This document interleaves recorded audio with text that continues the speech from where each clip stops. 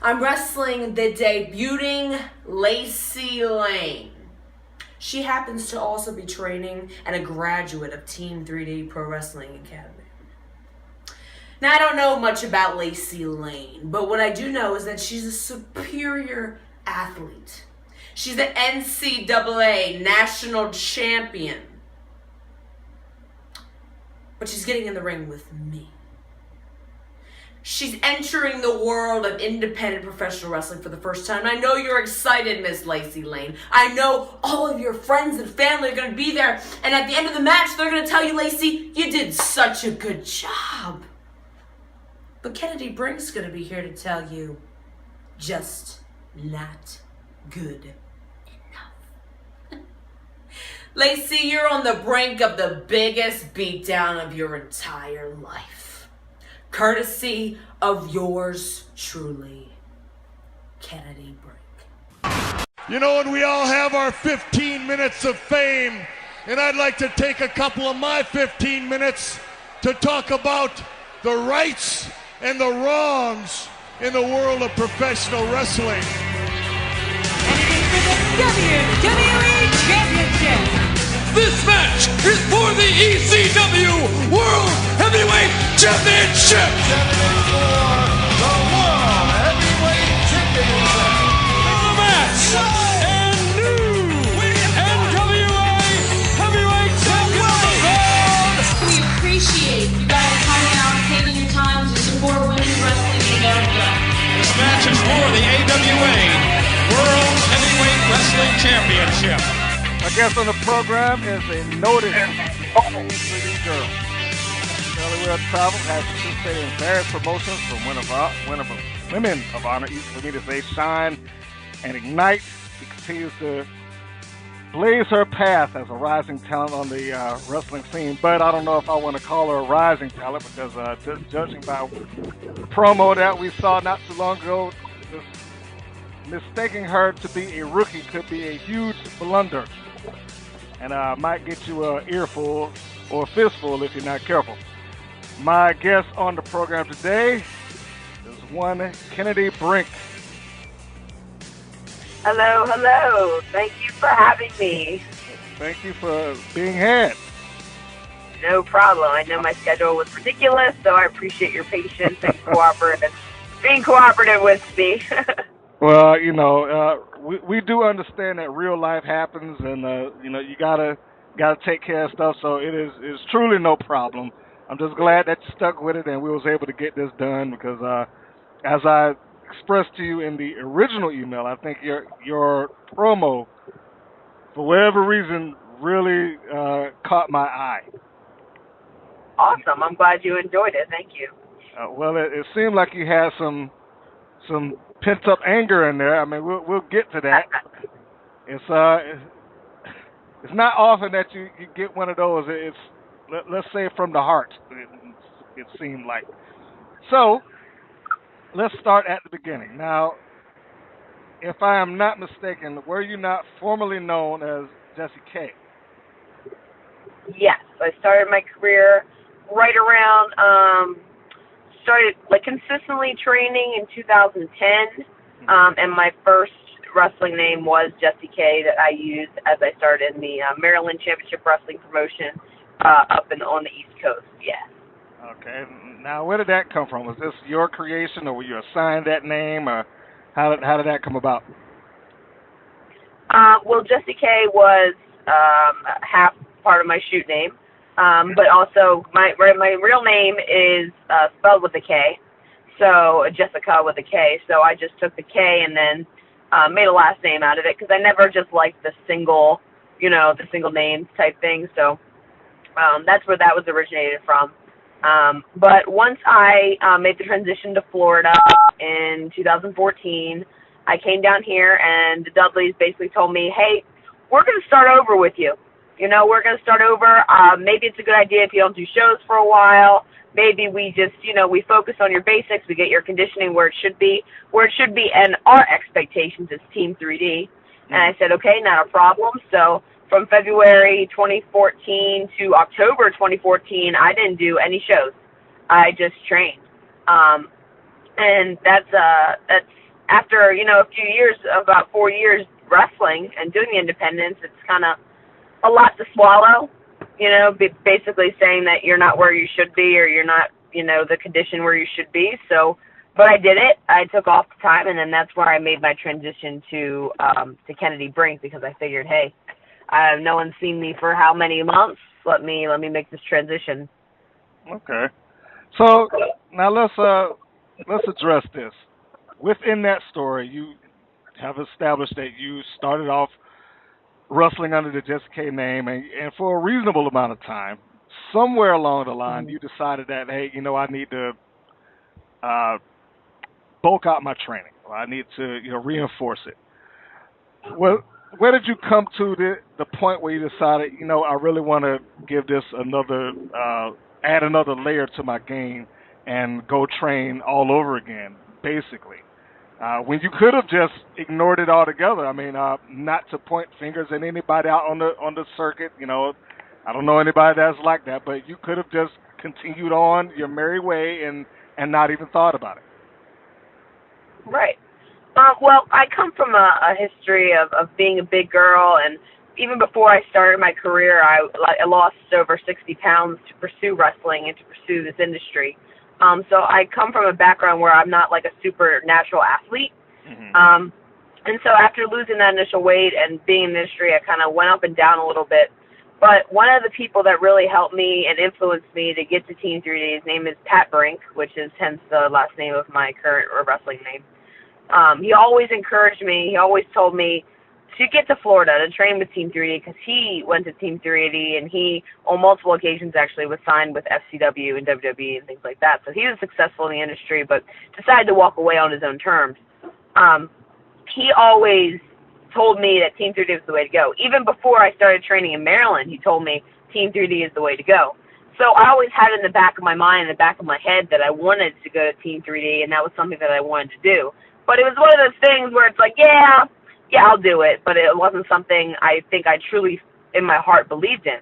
Mm-hmm. And then what happened that really, influenced me to really just say, what the hell, let's do this, let's go full out. First of all, I graduated college, so I finished school. I got that out of the way, which I feel is very important.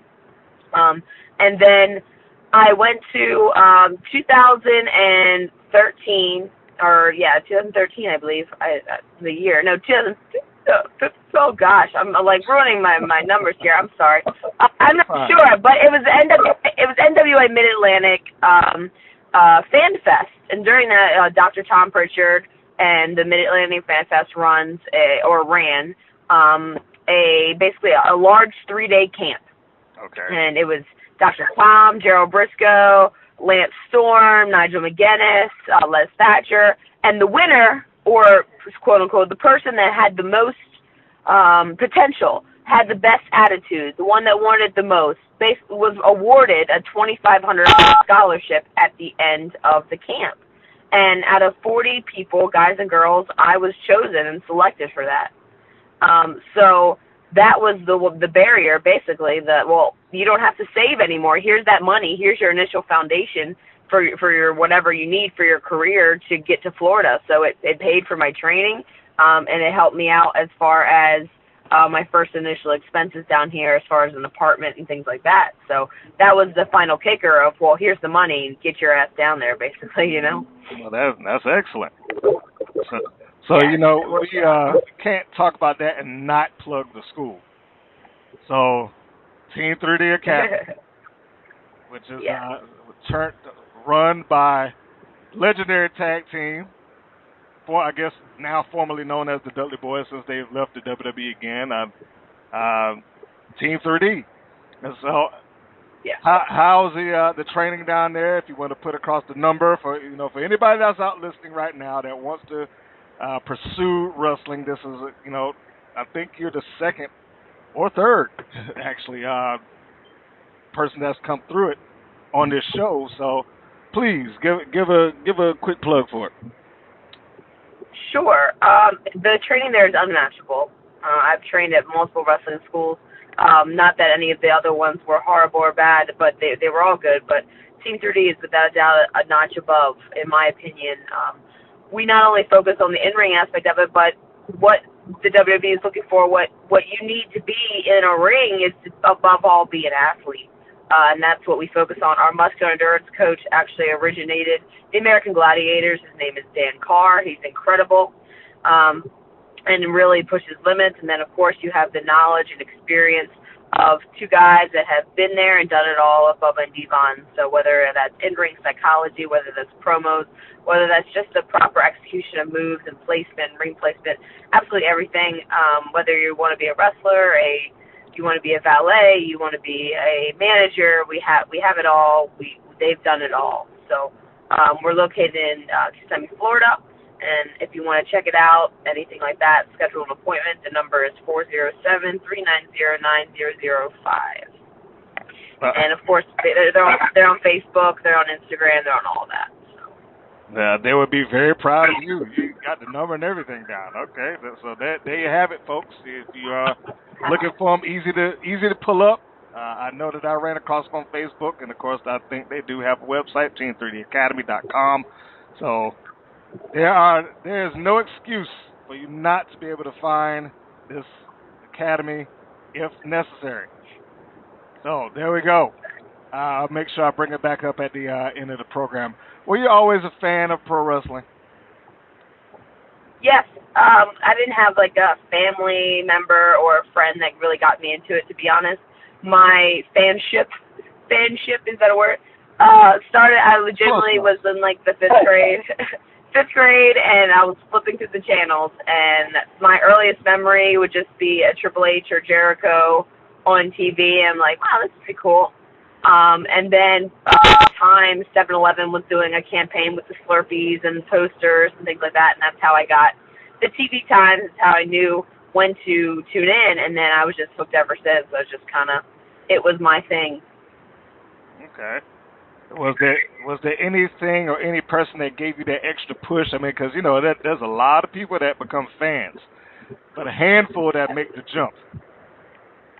Right, absolutely. I kind of went through phases as far as being a fan. The first huge was The Rock for a little bit. His promos, I guess, really, of course, drew me in. And then for like that small phase when he was shooting with Goldberg, I did a Goldberg jump for a few months, and then from then on out, I became an Undertaker fan for years after. So I would say Taker is my number one, who really influenced me and really gave me that escape when I was younger as a fan. Okay.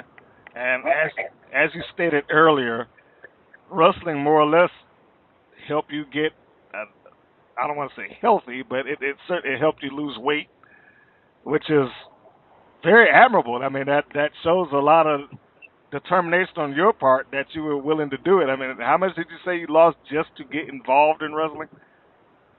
Over 60 pounds, yeah. And that was no special plan that anybody sold you. It was just strictly, I want to get in wrestling. I got to do this. Exactly, because at the time, of course, it's not the Divas Revolution at the time. It's the models and things like that. I wasn't dumb. I knew that what I was, and that not even just being overweight, but the fact that I wasn't an athlete. Like I said, I didn't do anything in high school or middle school. I sat behind my computer and I watched wrestling and I wrote stories and creative, because that's the original path I wanted to take, right? I was like, yeah, I'm going to be creative. I'm going to, be a writer. This is the degree I'm going to get. And I ended up getting that degree and all that, but, I was 16, 17, and I was on the elliptical at the gym because a friend drugged me to the gym, and I couldn't last 5 minutes on the lowest resistance on the elliptical, and I'm like, God, this is the life that I want to live. Why not pursue something and actually, chase this dream that I've been, putting off, or actually do something that I want to do rather than settling, rather than being mediocre.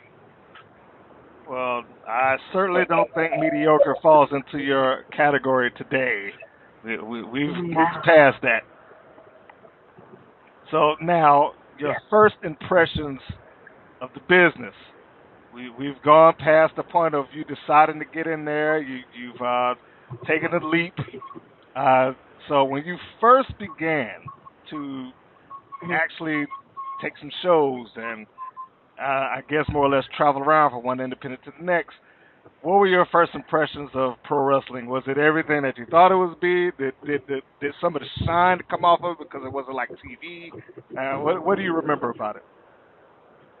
Well, I knew at that time when I was starting to travel what the independents were, and that it wasn't like TV or what to expect, because I had, thankfully, a lot of good guidance from Maryland Championship Wrestling and my initial trainers of guys that did some jobs in the WWF and things like that. They weren't named, but they had the experience of traveling around the Indies, the Holy Rollers, Irlo, the Pearl, Red Mill and Rich, who are a tag team that were really popular in the East Coast area. And so they took me under their wing, and they really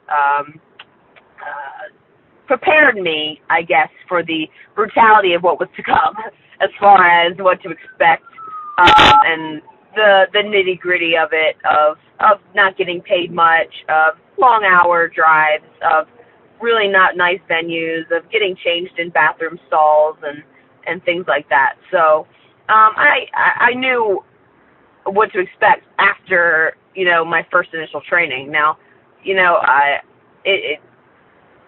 I'll say that. I knew what to expect. I knew it wasn't glamorous, as far as when I started to travel and did my first few shows and things like that. Yeah.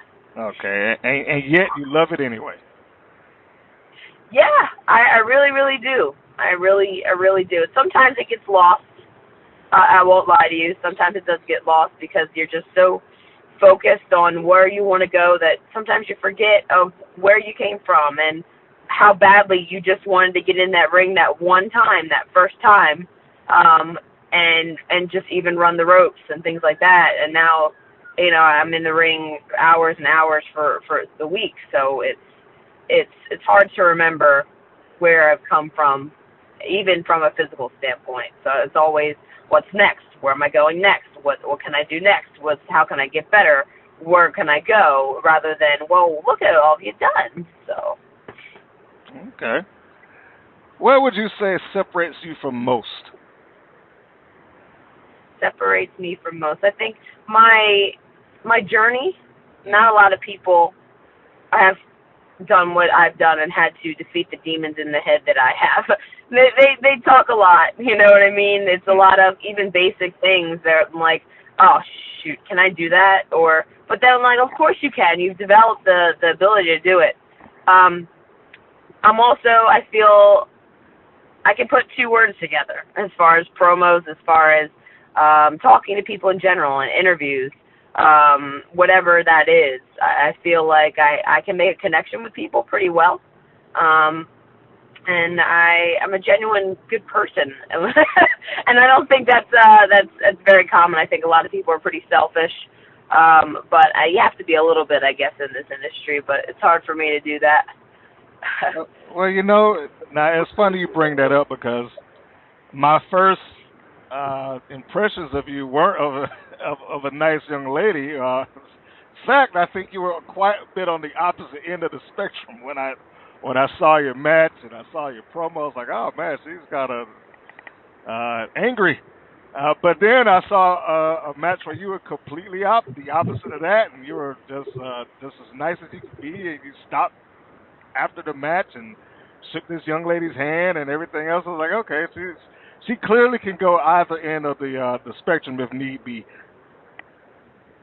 Right. I feel like right now I have most fun, or I'm most comfortable as the nasty, bitter character. I even, like, no pun intended, but as a bully. And very much so. It's funny how that worked out, but that bully character really encompasses everything that I feel that I do in the ring and how my promos come off. So that's what I feel most comfortable, and that's what I feel the Kennadi Brink character is most successful with right now. So I would say so. Like I said earlier, that the promo that I originally saw had a fair amount of venom And for those that are not aware, that promo was the first promo that you did for, I don't know if I want to call it a new promotion or seminar, but I'm going to say promotion at this point, for Rise. Which basically was, for those that have not seen Rise, I'm going to summarize and say that it's essentially an open door for ladies who are relatively new to the business to come in and kind of establish themselves or make a name or something along those lines. Is that a fair assessment? Absolutely, yeah. It's definitely an opportunity for people that maybe haven't been seen or are really new to come in and make a name for themselves and to show the world what they can do, and then hopefully make a good relationship so they can be there for Shimmer and all that's happening in November. So, yeah. Okay, so now let's step on this a little bit. The words that you gave back to them were basically, I've already done this. I mean, it almost came across like, why are you asking me to show up? Yeah. Essentially. Essentially, that's the idea.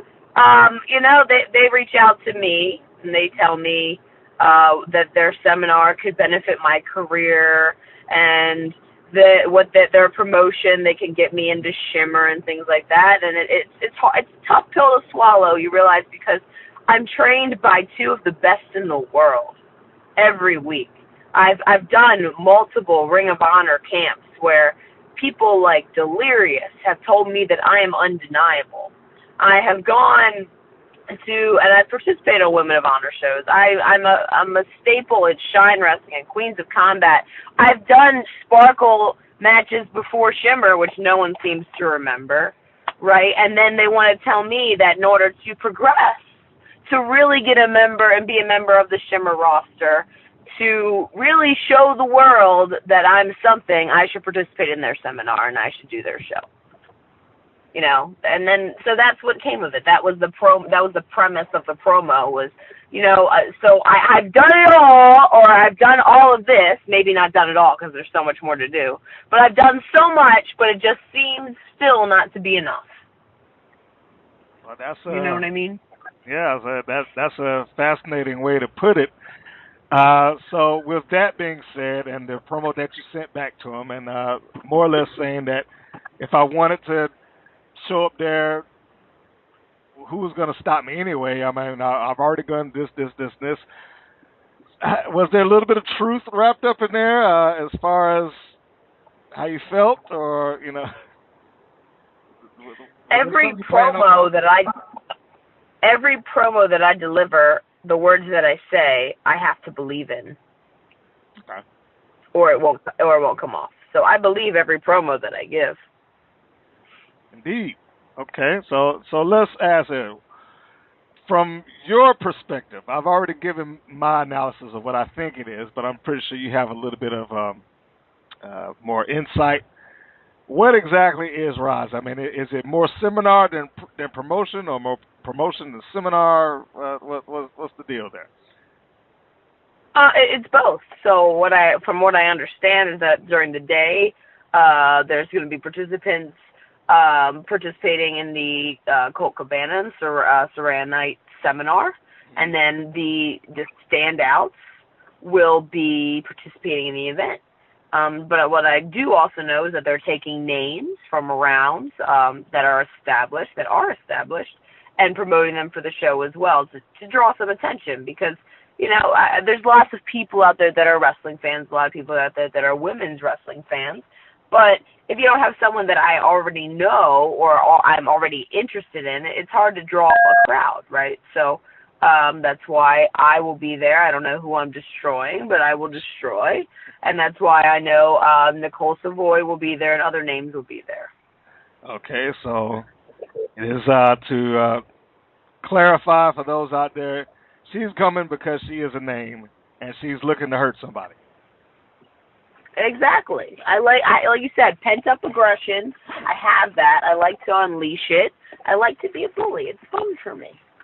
I'm starting to think that you, of the members of Team 3D, you probably hung out with Bubba / Bully Ray, maybe quite a bit, and adapted some of that mentality.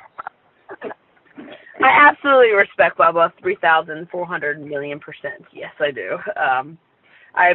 He's so smart, and I wish I could just have an ounce of his brain in wrestling. That's all. Okay, so I forget the dates. I guess it wouldn't be fair for me to have this interview and not mention the date for Rise. Or was that it's in November. Do you remember the day? Yeah, November the 10th is the day of the Rise, and then that weekend is all Shimmer. Okay, so there we go. For those that are looking for their tickets to Rise, November the 10th, and you will be able to see Ms. Brink go in and cause some havoc on somebody. Now, the question will be, whom will she steps in the ring with? And it quite possibly could be the Heart of Shimmer champion. That could present an interesting challenge for you. Have you ever been in the ring with Savoy before? Yes, actually, it's funny. We both started in Maryland when we first started in 2010. Under Gil Berg's Professional Wrestling Academy. Yes, we did start there. She moved to California. I had started my career all that on the East Coast, and then, of course, moved down here to Florida. And we actually just got back into the ring with each other 2 weeks ago at Queens of Combat in a submission-only match. Okay. Do I want to know the outcome? Well, okay, so the Dudley Boys are not diverse in submissions. We're more of bruisers, okay? We're more of bruisers, right? We put people through tables. That's what we do now. If it would have been a tables match, maybe I would have been more successful. It just started off with me knowing that it was going to do. Well, you know. Now, isn't she like friends with UFC people and all that stuff? Like, come on now, you gotta give credit to where credit's due now. Come on. Okay. I mean, we'll give you that. She is a partner. I hung in there, man. I hung in there. All right. I believe it. I'm a firm believer in your work. I mean, just in preparing for this, I went down the line watching some matches of yours. So yeah, I am a firm believer in your work, and you do have some high impact things in there. I don't recall a lot of submission wrestling out of you. So how exactly did you even get signed into a submission match when that doesn't appear to be your forte? Well, the lady that runs Queens of Combat is Josie Sojo Bolt, former TNA. She runs that. She's amazing. I'll just put her over enough how a genuine and awesome, nice person that she is. So throw it out there. She does Queens of Combat with high spots and things like that. And the night we did a double shot. We did a Friday night and a Saturday night. And Friday night, I wrestled Miss Rachel Ellering in a 2 out of 3 falls match. And it just so happens that the scenario of the match was that I had been targeting Rachel's arm, and perhaps she maybe tapped out twice. Okay. On Friday, perhaps. So, but that was because I had brutally attacked that arm in any way, shape, or form that I could see fit. So it just, I think it was just circumstance that it happened to be her to say, hey, you want to, let's make a submission match out of you and Nicole Savoy tomorrow. And I said, bring it on. But, you know, I mean, I understand. I take all the challenges and stuff, so I couldn't back down from it at that point, I guess. So your gusto got the best of you. Is that what we're saying here? Look, I'm not saying that, but I'm just saying it. Fair enough. So we've covered Rise and Queens of Combat. So let's move on to another one of your promotions. See, now I guess this is where the Venom comes in, because you are prominently featured in a lot of different locations, and the next one would be Shine. Yes. Which apparently, this is the maybe third major faction that Shine has had. I believe you are part of a group known as C4. Is that correct? Yes. The last show that took place was when we formed our allegiance. We have me, Lufisto, Andrea, formerly known as Rosie Lotta Love, and we have Amber O'Neil Gallows, Amber O'Neil. I'm not sure what she's calling herself nowadays, but yes, all four of us have aligned ourselves together, and we've called each other our Group C4 because we're explosive. We're making an impact. You know, it's one of those things where, again, with this situation with Rise, I felt like I was overlooked, that Shine was overlooking me, putting me in horrible situations where I was being put in matches with inferior talent, where I couldn't showcase my skills, where I had to bring myself down. And so I found some like-minded ladies that felt the same way, that Shine was holding them back, and we basically destroyed everyone, expressed our feelings at the end of the night and announced ourselves as C4. So I'm looking forward to see what else we have in store for Shine and everyone involved. I'm looking forward to that also, and I will. I want to ask this. I interviewed Andrea, who apparently also is a Team 3D Academy girl, like yourself, and now you both are involved in the same group. There are a pair of tag team titles that exist in Shine. Would it be too much to assume that those championships may be targeted by some combination of C4? And I'm just putting you two together because you have common ground. But with some combination of C4 decide, hey, it's time to win some belts here. Absolutely. I mean, what's the goal of being in a wrestling company? You want to have total domination. You want to be the best. And having championship gold means that you're the best. And so that's obviously what C4 is going to be aimed for, whether it's the main title, whether it's the tag team championships, whether it's just hurting people. I mean, we just want to be noticed. We want the recognition that we deserve. So, would it make sense that me and Andrea, that are trained by the 24-time tag team champions, that we would want to go after tag team gold? I think that would make sense. As far as what's actually going to happen, whether that opportunity arises, we will see. We will see what we have to do to push the envelope. Just off the top of my head right now, as you bring that up, I just had this thought: would Team 3D will you to the 3D? That's a great question. I'm not sure that we don't want to defame it. You know, we don't want to we don't want to mess it up, and then somebody would take off our heads. You know what I mean? So it's an ultimate respect factor to pull that off, and it just depends if we could pull it off to the point where we both feel that, you know, we can definitely keep it and make sure that it looks and keeps the honor and respect of it that it deserves. You know what I mean? It's just about circumstance, and if we don't want to put any disrespect or anything to that regards. Just curious, because, you know, as I'm saying, y'all both trained by him.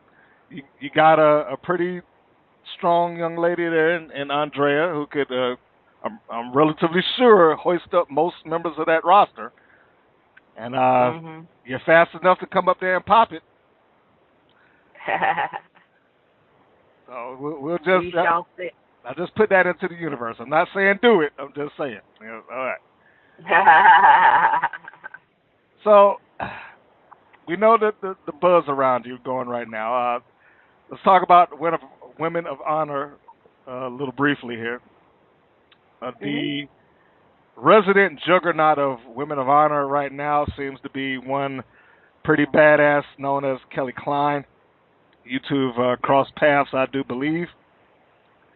Yes. Have you crossed paths within Women of Honor?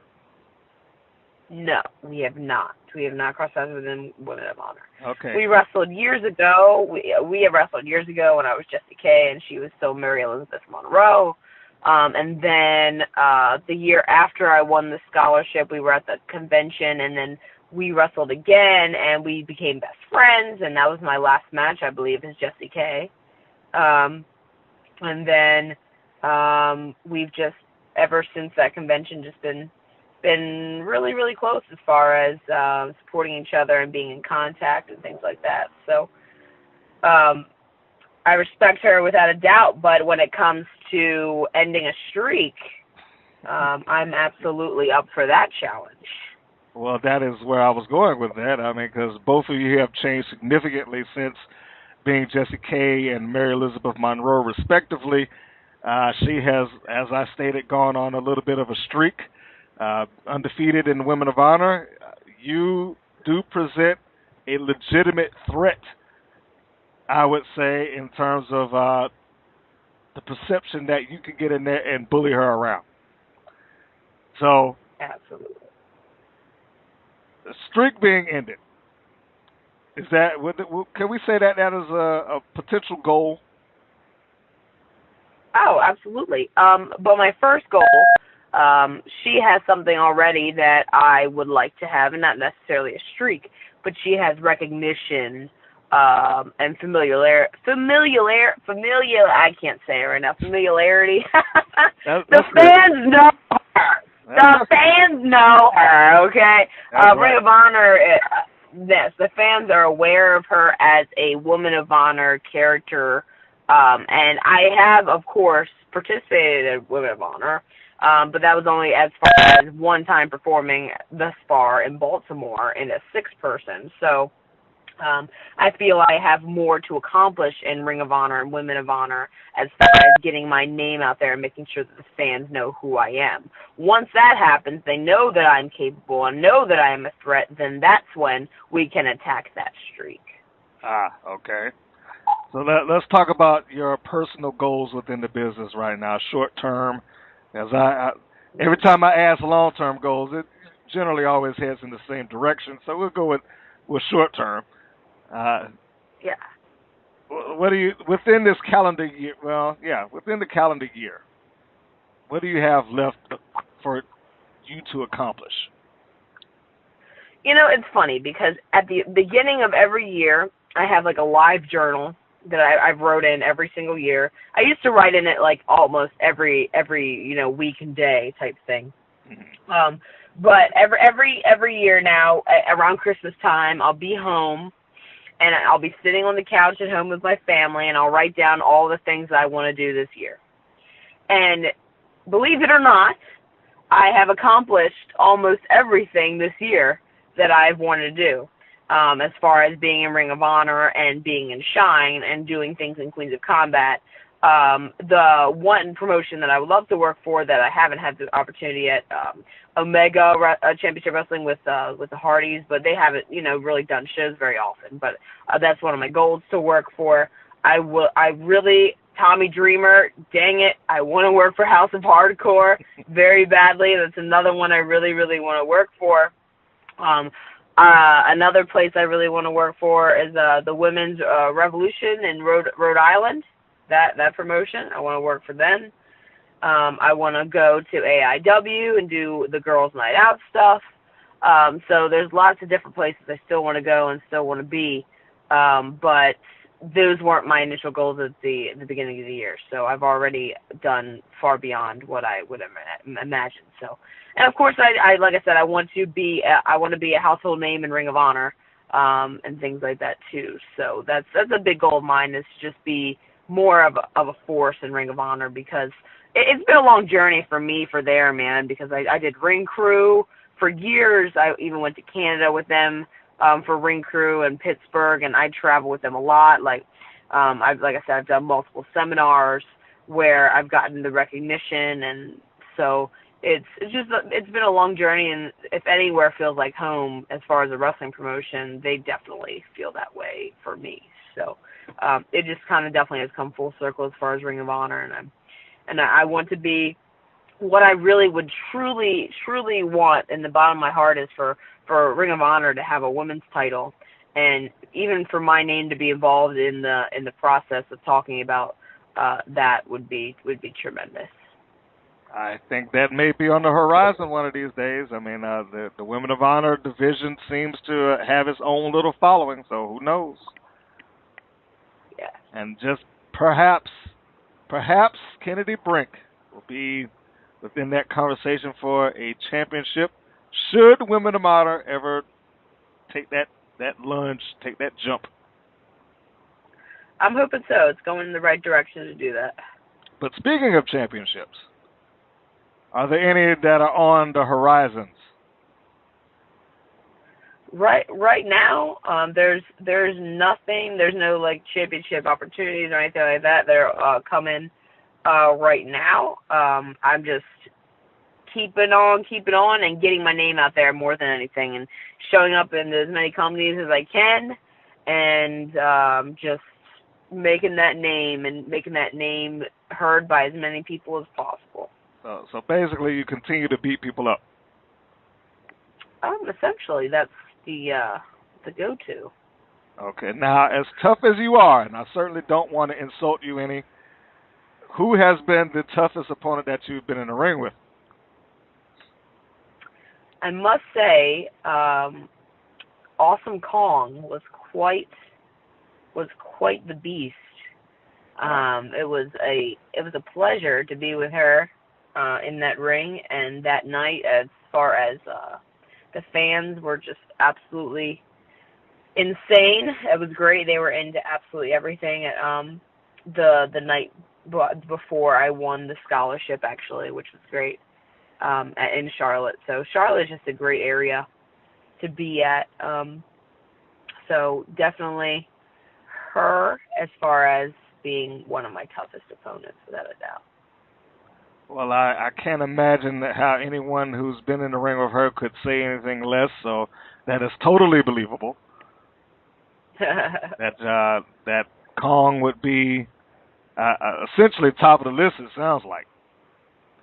Yes, absolutely. Okay, well then, we will move on to upcoming victims. Anyone that upcoming victims? Yeah, do you have a list of victims that you're checking off? I would imagine that you would have to get back with who's the lady that you took on in Savoy. I would imagine that you would have to that she's on the list. She's on the list for a legitimate match in which that submissions aren't the only way. Okay, all right, yes, Nicole Savoy is definitely on my list. And at this point, I don't have a lot of people that are announced as far as who I'm wrestling next, but, as far as people that I... Not as people you're wrestling next, but who do you want? Who do you want? Nicole, for sure. Kelly Klein, obviously, again, in a Ring of Honor scenario. I've never wrestled, even if she's in my C4. Eventually, I would love to put the test to Lufisto and even Andrea, you know what I mean, just to see who's the best of the best. There's so many ladies that I still haven't had the opportunity to wrestle with. So I've never wrestled Deonna Purrazzo. I would love to wrestle Deonna Purrazzo. I've never wrestled Taylor Hendricks. There's so many names that I would consider to be maybe that people recognize. There's so many of them that I still haven't had the opportunity to wrestle and to really showcase what I can do with them. So there's the list is plenty. Okay, and I can't believe you pulled out two of your own C4 members. I mean, hopefully that won't get back around to them. We don't want no hard feelings to kind of sprout up, anything like that.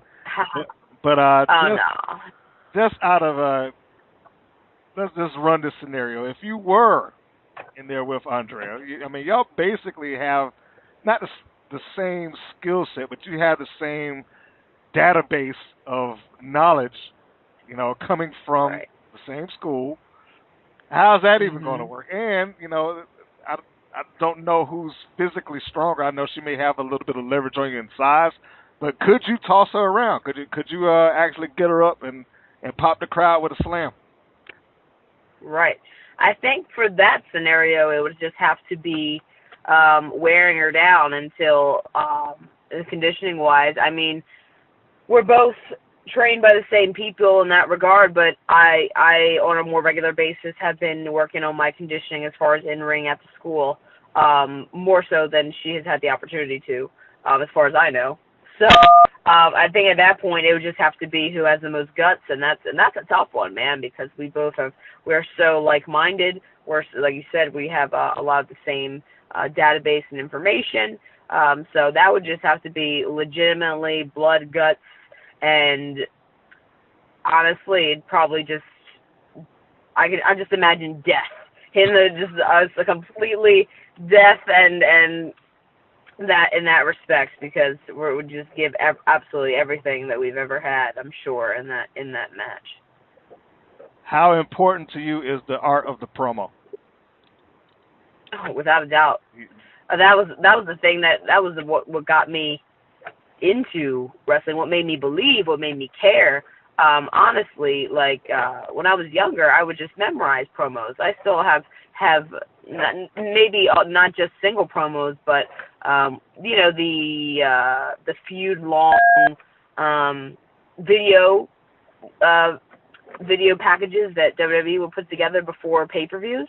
Mm-hmm. Like I would memorize those. I legitimately would memorize them and play them back over and over again and have that butterfly feeling of, God, I love this, and have that, oh my God, he's gonna kick his ass, or wow, like, it's that weird butterfly moment. The one I can just picture right now is, of course, WrestleMania, Rock vs. Austin, My Way or the Highway, and that song, and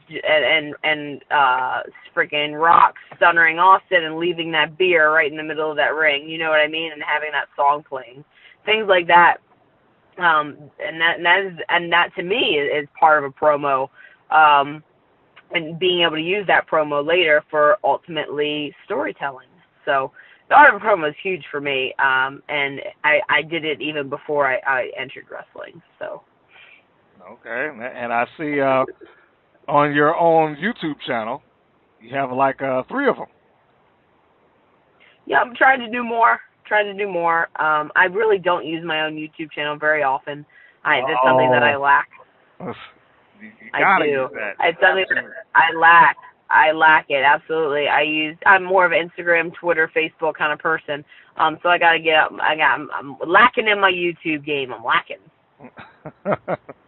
Well, for those that may want to hear what she sounds like when she's doing, you probably heard a good chunk of it just in the course of this interview. But if you want to catch her in the pro wrestling environment, she's right there in front of the Team 3 banner, a poster, I should say.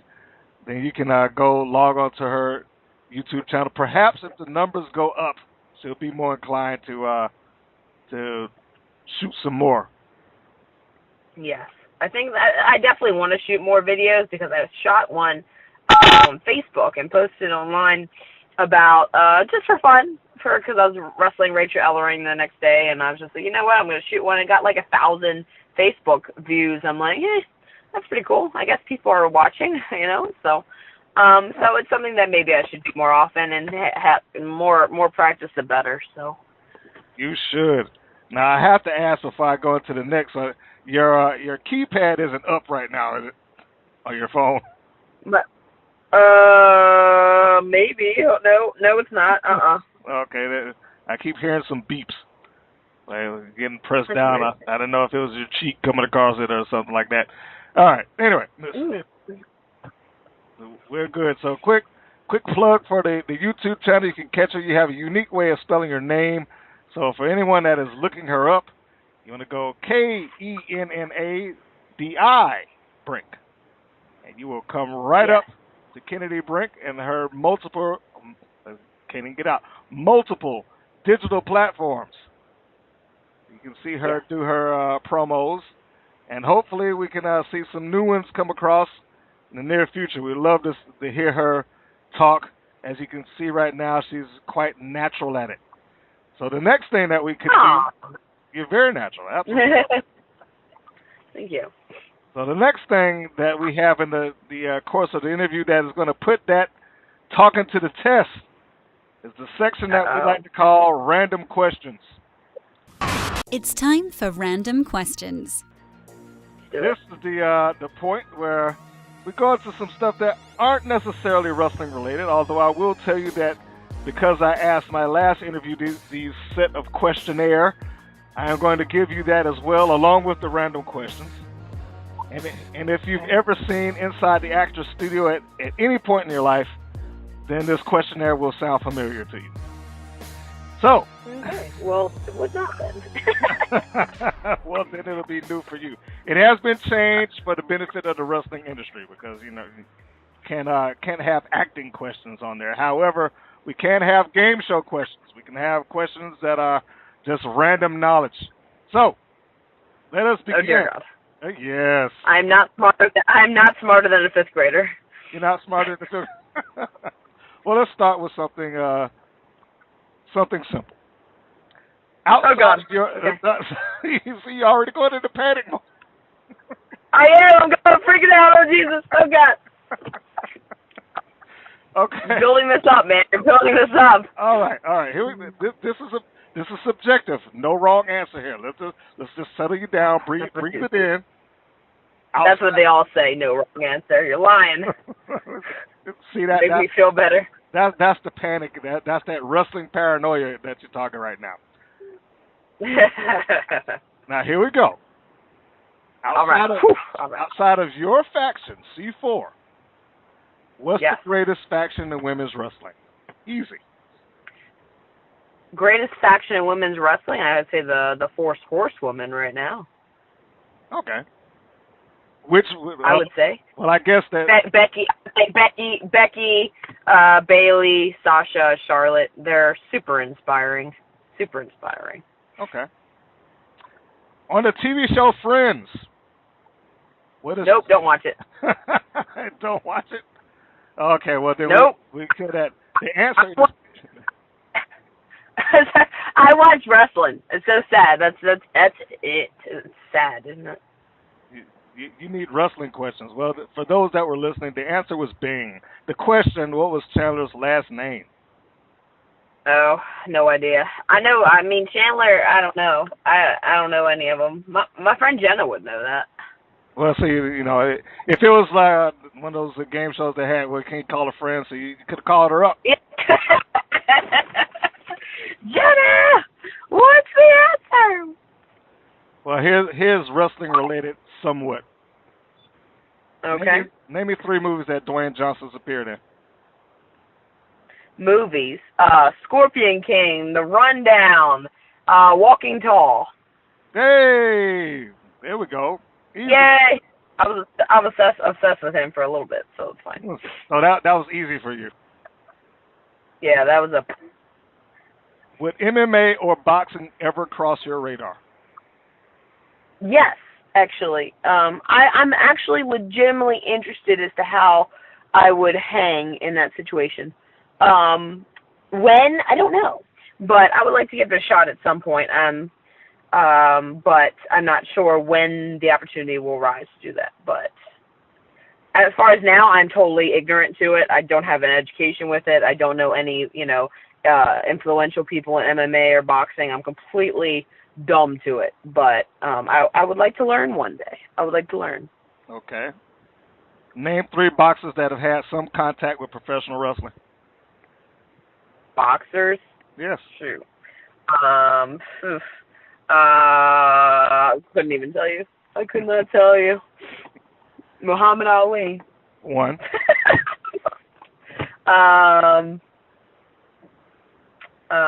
Shaq is a basketball player.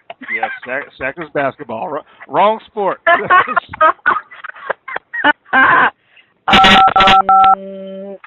the guy that wrestled Big Show? Well, if I told you that, I don't know. Right, that guy. I know it was at WrestleMania, and he's shorter. Okay, yes, we'll I'll hold that one to the side. Just... Otherwise, I do not know. You got one more. I know you know the third one. If I say it, you're gonna be like, oh, I did not. Okay. I'm sure. You ever seen the movie The Hangover? Oh yeah. What's this? It's got the it's horrible, isn't it? Trying to give him. No, he's got the tiger. Yes, he He's has got the tiger, man. Okay. Hold on. I gotta sing the tiger song. I gotta sing the Tyson. Right? There you go. Hey. And Mike Tyson. That's right. Mike Tyson. You just named Muhammad Ali, Mike Tyson, and Yes. that other guy who is the name you're looking for there was Floyd Money Mayweather. Yep. Nice. Well, we kind of had it. We kind of had it. That's kind of, we'll say that's 2.5 that you got off of that one. Okay. Here's your redemption. What was the main event in the first Starrcade? First arcade? I couldn't tell you. I don't know. Oh, Bully's going to be mad. He is going to be mad. He is going to be mad. So we're going to give it a second to let it kind of sink in, and we're going to say, what can I give you as a hint? Probably the champion most associated with the NWA and WCW is.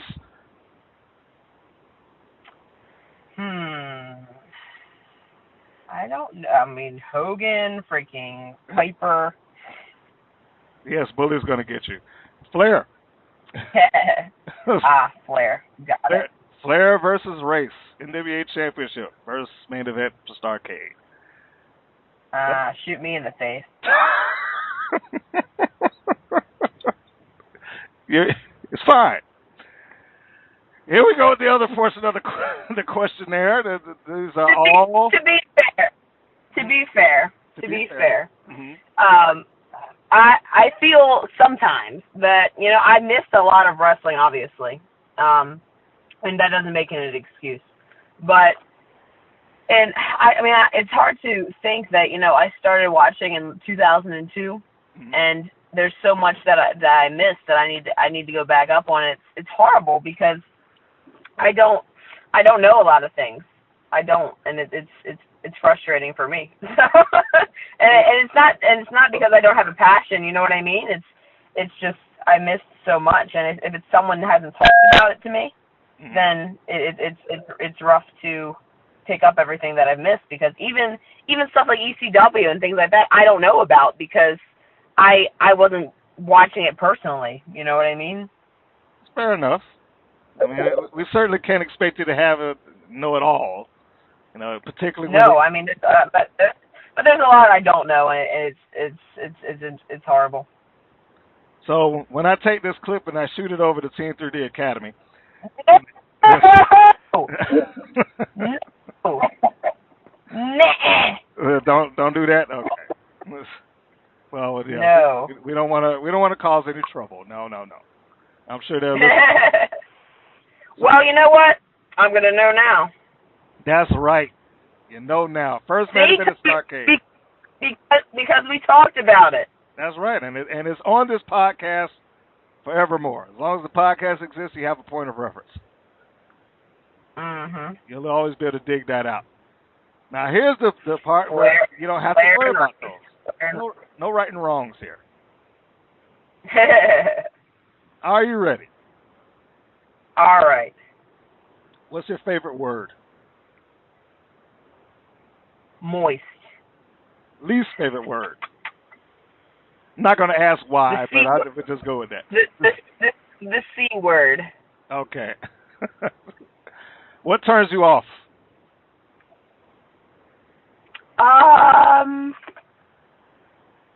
Ego. What's your favorite curse word? Fuck.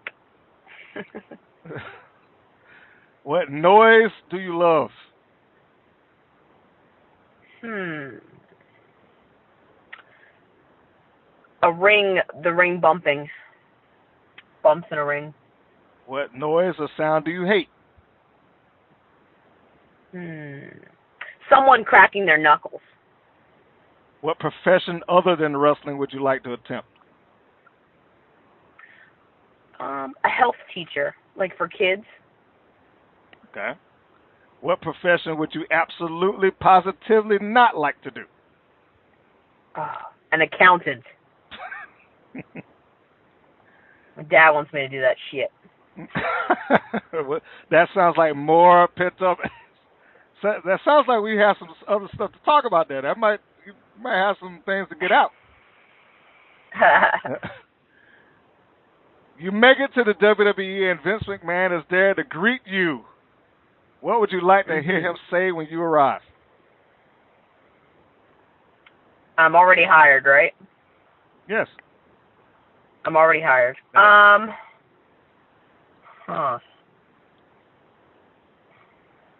What would I like Vince McMahon to tell me if I'm already hired?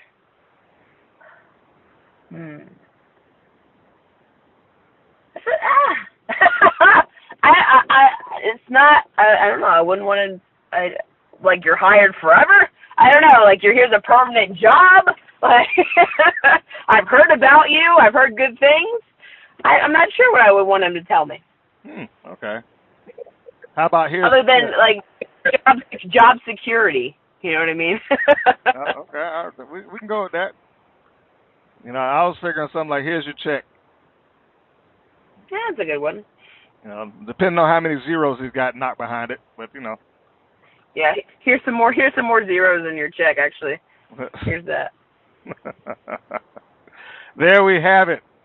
See, simple, painless, not at all like the random question portion. Flair versus Race. There you go. You have it. See, maybe if I edit that into the earlier portion, it comes off as absolutely right. And I could have asked harder questions, but you know, I try to temper the question there. Now, unless you want a bonus one, how many pints of blood does the human body have? How many pints of blood? I have no idea. 24. That's a little bit much. gotta go down. 9. 9. Yes. See, all in good fun there. All in good fun. Absolutely. Fantasy booking. Fantasy booking. Last segment of the show. It is my personal. Me versus. Okay. Oh, I'm sorry. Me versus any. I thought you were asking me if whoever could I wrestle. Sorry. Oh well, I don't worry. We'll get to that because I have to explain it. It is my personal belief that almost every wrestler has that one storyline that they've got locked in their head that they are ready to pull out at a moment's notice for their personal fantasy booking, with their own personal angle, their own storyline that they would like to see play out. Not just the match, but we're talking about the angle in general. So, Kennadi Brink, what is your personal fantasy booking? I'm gonna fangirl it out here and actually involve myself if that's possible. This is all you. I mean, your fantasy booking for yourself. Yeah. That's cool. Well, we would take it back. We would take it back to Undertaker, Dead Man Inc. times, Big Evil times. That's what we would do. Okay. And I would. This is what I wrote when I was younger and all that stuff. So I would do that. Undertaker, Dead Man Inc. Big Evil that time, and Sarah was his manager or whatever. So nope, screw Sarah. I'm gonna be Sarah. So I'm gonna be the manager or whatever, and just go on, day-to-day WWF lifestyle. You know what I mean? And have that that DDP storyline all over again. That's completely fine with me. Oh, all right. So you would want to relive the Stalker storyline, but you want to insert yourself into the Sarah role. Sure, that's fine with me. All right. Well, we can go. Now you've heard it. That is the fantasy booking that she has. I don't know if you can make that one come true at this point, but close enough. Now, there we go. I personally think that you need to go with the Kelly Klein. I would insert you into let's say the Goldberg scenario. There you go. Yeah. Kelly Klein being Goldberg in this particular instance, you would have to be Kevin Nash. The one that popped the streak. But the question here is how you would integrate yourself into that and how much help would you need? Well, I wouldn't want help for that, but if necessary, it would maybe, have a faction of my own in Ring of Honor, and bring that over. Maybe have a little bit of the C4 members in there too. But hey, ending the streak is ending the streak, right? If it ends, so that I wouldn't mind doing that either.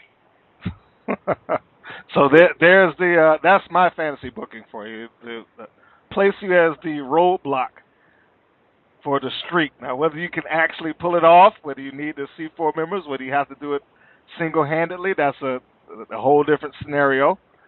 But I would imagine if you walk into Women of Honor with Lufisto and Amber O'Neal and Andrea at your side, the streak is pretty much good as done. I would think so, too. Although at the end of all of that, if you can certainly go out and do what any good heel would do and claim that you did it all by yourself. Of course.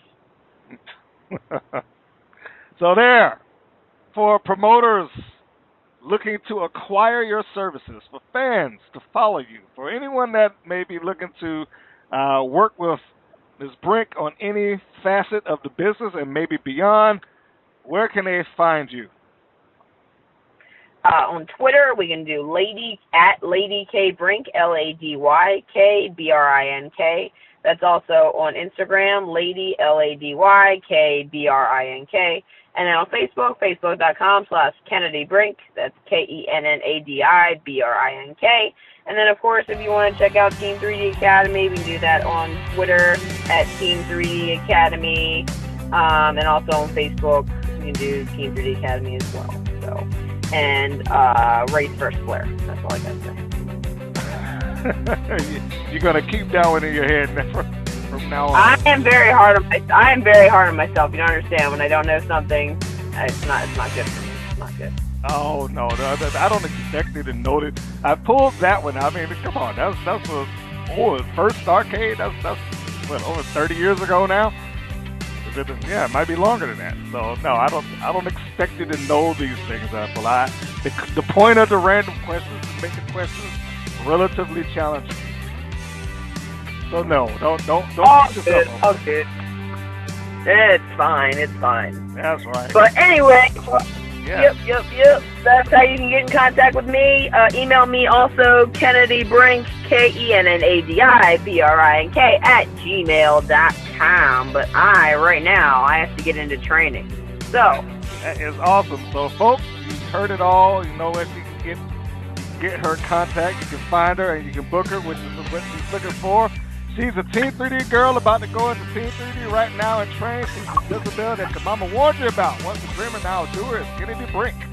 And I want to thank you for coming on to the show and providing your time and this interview. It has been a long time coming, and I'm glad we got it done. Yes, I'm glad too. Thank you so much. Thank you.